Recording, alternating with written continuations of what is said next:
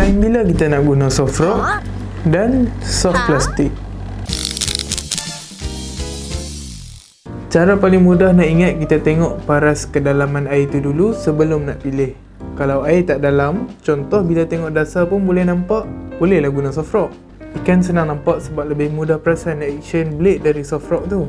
Kalau air dalam pula, SP lebih efektif sebab boleh turun sampai ke dasar. Lagi-lagi kalau guna hook yang ada ledung.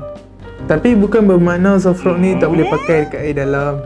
Cuma kena gunakan yang jenis bising sikit lah, berbanding biasa. Contohnya soft rock ada 4 blade macam USP Rumba.